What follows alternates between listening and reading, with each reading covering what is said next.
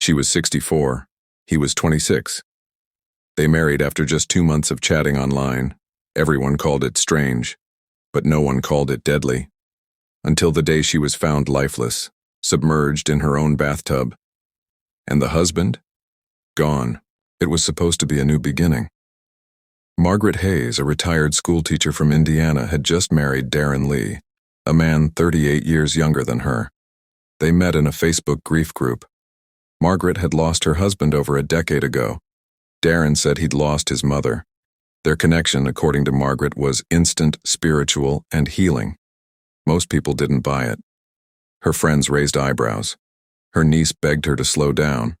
But Margaret insisted that love doesn't check IDs. And Darren? He played the role of doting husband perfectly. Photos of them flooded her profile, him pushing her wheelchair at the farmer's market, her resting her head on his shoulder, sweet captions like, "Love found me when I stopped looking." But behind those smiling photos, something darker was building. Exactly 62 days after their wedding, Margaret was found dead, drowned in her bathtub. No signs of forced entry, no struggle, no valuables taken, just silence. And Darren, gone. No note, no calls, no trace. But as investigators dug into Darren Lee's past, they uncovered a pattern, a terrifying one. Margaret Elaine Hayes lived her entire life in Plainfield, Indiana. Born in 1959, she was a quiet soul, the kind who left handwritten notes in birthday cards and believed every problem had a polite solution. She taught English at the local high school for over 3 decades. Her students called her Mrs. H, soft-spoken, patient, always wearing cardigans and pearls. She wasn't flashy, she wasn't rich, but she was respected and deeply loved by her community. She married her college sweetheart Richard in 1979. They had no children by choice, just each other, and their golden retriever, Samson. When Richard died of a sudden heart attack in 2010, Margaret's world shrank. She stopped baking, stopped going to book club, stopped smiling in photographs. Friends said the house grew darker, lonelier, but Margaret didn't complain. She just carried on. For 13 years, she lived in a quiet routine: morning tea, crossword puzzles, evening walks alone. Then at 64, she joined Facebook, partly out of curiosity, partly out of loneliness. That's where she found the Widows Warriors support group, and that's where she met him, Darren Lee. He commented on her post about grief. Then he messaged her privately, said she reminded him of his late mother. He said he admired her strength. And Margaret, for the first time in years, felt seen. Within weeks, they were video calling daily. Within a month, he flew to Indiana. And just 6 weeks after they met in person, they were married. Her friends were stunned. Her family was furious. But Margaret didn't care. She told her neighbor, "He's kind, he listens, and he looks at me like I matter." But what Margaret didn't know was that Darren wasn't who he said he was, and she wasn't his first accidental connection. Darren Lee was born in 1997 in Dayton, Ohio. By 18, he had already been arrested twice, once for credit card fraud, once for impersonating a nursing assistant at a retirement home. He served no serious jail time, always got off with probation, always claimed he was misunderstood. But if you looked closer, a pattern emerged. Darren didn't chase jobs, he chased people, older people, lonely people, vulnerable people. In 2018, he was living with a 58-year-old woman he'd met online. She drained her savings, buying him a car. A year later, she filed a restraining order, said he threatened her when she tried to end things. In 2020, it happened again. This time in Michigan. Different woman. Same story. He would show up with flowers, tell them they were beautiful, and listen to their stories like he cared. Then, once trust was earned, the manipulation began. Access to their bank accounts, control over their phones, isolation from family. Darren knew exactly what to say. He'd grown up bouncing between foster homes, learning how to read people quickly, especially those desperate to be loved. But Margaret, she was different. Not wealthy. It's not flashy. But emotionally fragile and utterly alone. To Darren, she wasn't a person.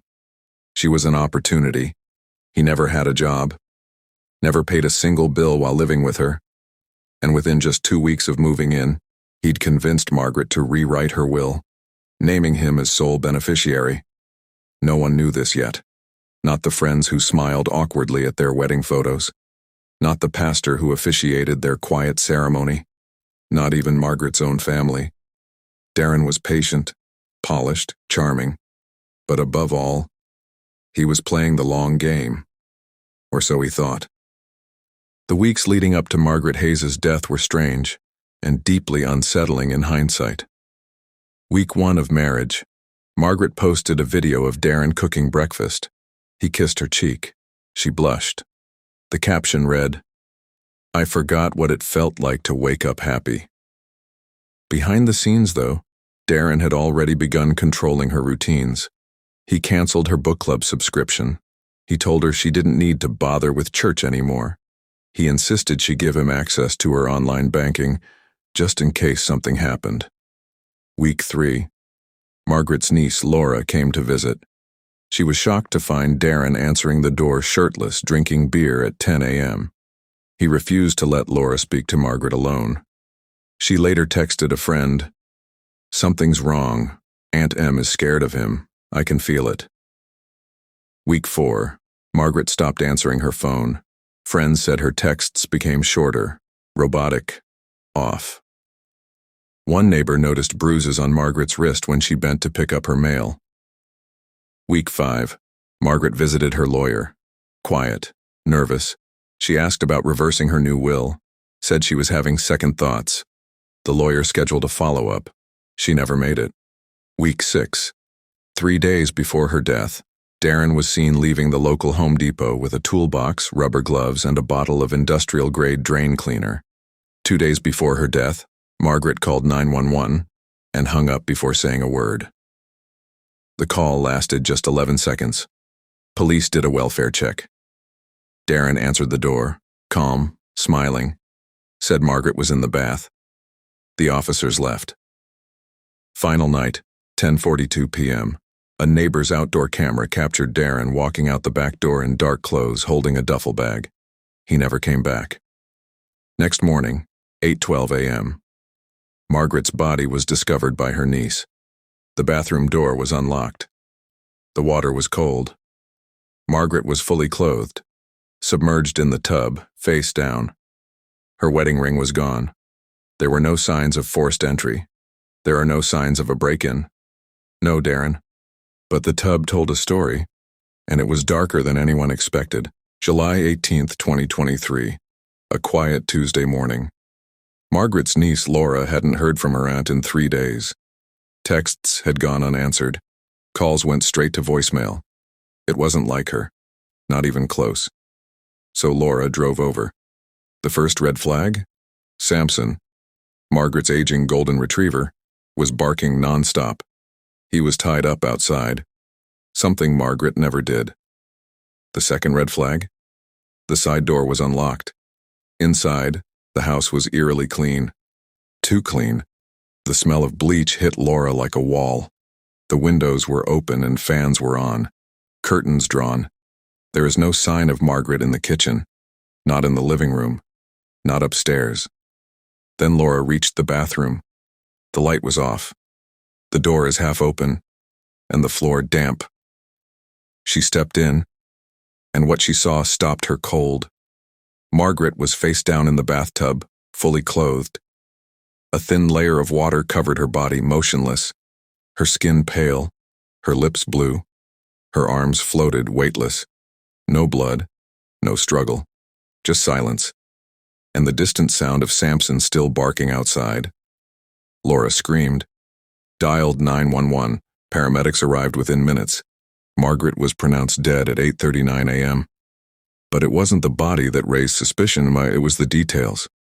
There were bruises on her upper arms, consistent with force. Her wedding ring was missing. There were bleach stains on the rug. And oddly, the bathroom mirror had been wiped clean. But the rest of the house hadn't been touched. There was no note, no explanation, no sign of Darren. Police searched the house. His clothes were gone. So was his phone, his laptop, and Margaret's debit card. One detective described the scene as this: "It didn't feel like a robbery. It felt like a ghost had moved through that house, fast, cold, and calculated." Security footage from neighbors showed Darren leaving the house late the night before, alone, carrying a duffel bag, driving Margaret's car. The next question wasn't just what happened. It was why, and how long had he been planning it? The investigation into Margaret Hayes' death began the moment detectives arrived at the scene. What first looked like an accidental drowning quickly unraveled into something far more sinister. The autopsy confirmed it. Margaret had water in her lungs, but she also had bruising around her neck, not consistent with a slip, not consistent with a fall, but with force, pressure, hands. She'd been held down. The time of death was estimated between 10 p.m. and midnight, just 2 hours before Darren was seen on camera leaving the house. Detectives now had a clear suspect, but no idea where he was. They issued a statewide BOLO, be on the lookout, for Margaret's silver Toyota Corolla and Darren Lee. They tracked her debit card activity. At 4:17 a.m. it was used at a gas station in St. Louis, 4 hours away. Security footage showed him alone, wearing a baseball cap. Hood pulled up, no panic, no rush, calm, like someone heading out for groceries. By morning, her car was found abandoned outside a rundown motel in Kansas City. Darren was gone. Inside the room, an empty suitcase, an open Bible, and a burner phone. But no fingerprints, no DNA. The room had been wiped, just like the bathroom mirror. Detectives dug deeper into his digital footprint. They uncovered hundreds of messages Darren had exchanged with older women across multiple platforms: Facebook, Reddit, and even Christian dating apps. It became clear. Darren Lee wasn't just a predator. He was a serial manipulator. Each woman followed the same pattern: compliments, emotional connection, isolation, control. And for Margaret, he played the grieving son card. Police found a fake obituary online for a woman named Linda Lee. It listed Darren as her only child. It had been posted just 3 days before he messaged Margaret for the first time. It was staged, premeditated, calculated, and now he was running. Interpol was notified. His photo was circulated nationwide. But catching Darren wouldn't be easy. Because it wasn't just that he knew how to hide. It's that he had done it before. Darren Lee was finally caught 9 days later, over 200 miles from where it all started. A security guard at a bus station in Albuquerque, New Mexico, recognized his face from the news. Darren was wearing a disguise, dyed hair, fake glasses, and traveling under the name Caleb Martin. He was arrested without incident. When asked where he was going, he simply said, "West." He was extradited back to Indiana, where prosecutors wasted no time charging him with first-degree murder, identity fraud, and financial exploitation of the elderly. The trial began in March 2024. It became an instant media circus. Margaret's friends packed the courtroom, dressed in purple, her favorite color. Her niece, Laura, took the stand, trembling as she recalled the moment she found the body. The prosecution painted Darren as a calculated predator. They showed text messages where he discussed Margaret's will with a friend just 8 days after meeting her online. They introduced surveillance footage, financial records, and the disturbing fake obituary he created to bait her. But the most chilling evidence? A handwritten list found in his motel room titled, "Exit Plan, in order." At the top of that list: 1. Get ring. 2. Drain account. 3. Clean scene. 4. Ditch phone. 5. Disappear. Darren showed no emotion during the trial. Not when photos of Margaret's body were displayed. Not when the autopsy report was read aloud. Not even when the jury heard the 911 call from Margaret's niece. The defense tried to argue accidental drowning, that Margaret had slipped while cleaning the tub. But forensic experts dismantled that theory in minutes. The bruising, the position of the body, the bleach, the erased fingerprints. It was murder. Planned, executed, covered up. After just 3 hours of deliberation, the jury returned with a unanimous verdict. Guilty on all counts. When the judge asked Darren if he had anything to say before sentencing, he simply looked down and smirked. The sentencing came 2 weeks later, life in prison without the possibility of parole. The judge called Darren Lee a predator in disguise, someone who weaponized affection, weaponized grief, and used love like a loaded gun. Margaret's family wept, but not with joy, with exhaustion. Her niece Laura spoke during victim impact statements. Her voice cracked as she said, "My aunt didn't die of old age. She didn't die in peace. She died believing someone loved her, when all he ever loved was control." Margaret was buried beside her husband Richard just outside town. On her headstone it reads, "Forever loved, finally at rest." In the months that followed, several other women came forward. Women who had also been charmed, manipulated, and abandoned by Darren Lee. They weren't hurt physically, but emotionally, they were shattered. One of them told reporters, "He made me believe I mattered, but now I see. He only shows up when he sees a hole in your heart, so he can crawl through it." The case sparked national debate about online romance scams, especially those targeting older women. Facebook grief groups and dating platforms were flooded with warnings. Some groups shut down entirely. Indiana passed new legislation allowing emergency holds on newly updated wills when financial coercion is suspected. But for the people who knew Margaret Hayes, no law could undo what was done. No justice could rewrite her final chapter. She had spent her life teaching others how to read between the lines. But in the end, she missed the darkest sentence of all. Darren Lee is currently serving life without parole at Wabash Valley Correctional Facility in Indiana. He's been written up multiple times for violent behavior and remains in solitary confinement for his own safety. He hasn't spoken publicly. No interviews. No apology. Just silence. The same silence he left behind in Margaret's home. Her former students, now adults, still gather each year online to honor her memory. They post her favorite quotes, call her Mrs. H, and remember how she always kept a bowl of butterscotch candy on her desk, and a kind word for anyone who needed it. Margaret's dog, Samson, now lives with her niece, Laura. He's older now, slower, quieter, but every night, he still curls up on the same floral blanket that once rested across Margaret's lap as she read novels by the window. Laura, too, carries the weight of what happened. She's since launched Margaret's Voice, a nonprofit focused on protecting older adults from online scams and emotional predators. She travels state to state, telling her aunt's story to anyone who will listen. Church halls, nursing homes, support groups, because she knows it didn't have to end this way. And now, we want to hear from you. Do you think Darren planned this from the very beginning? Or was it something darker that grew over time?